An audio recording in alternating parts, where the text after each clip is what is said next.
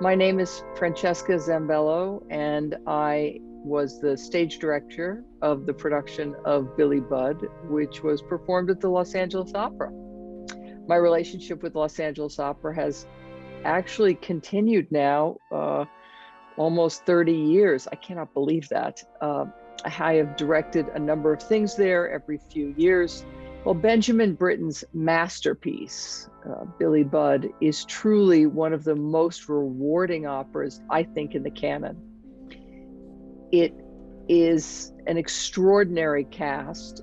It is all men, and with a score of complexity but great beauty, and of course, a powerful tale built really on Melville's short story, but so expanded by Britten in a way that you really could peer into the characters. The boat is actually a very large rectangle on a diagonal, and there's a huge mast at the upstage left part of the boat, which also, of course, in a way represents a cross, could represent a cross, because often Budd is connected with a sort of Christ-like sense about him. And then it went all the way down out, protruding over the orchestra pit.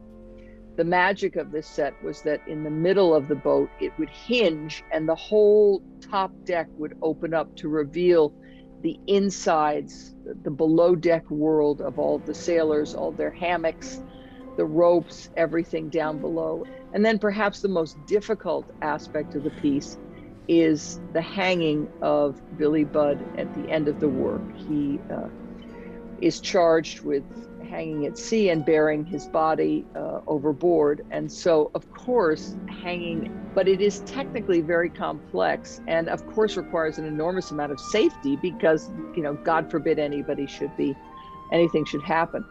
For safety checks for things like that, Billy Budd, even though his hands are tied behind his back, they're not really tied, so that if he is nervous about something, that he can reach out and grab it.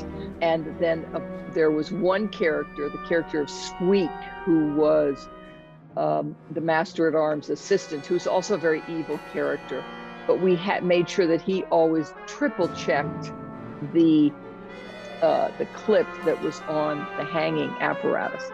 I mean, that's just one of the myriad of details that you work on when you are working at a production.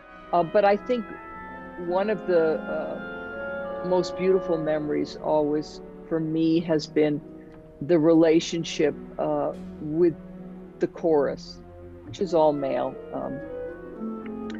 because the chorus does so much in the piece and they're such unique characters. I always felt really drawn to working on this piece with all the men and to giving them their own special characters in the piece. So I have hundreds of beautiful memories of working on it with many different nationalities.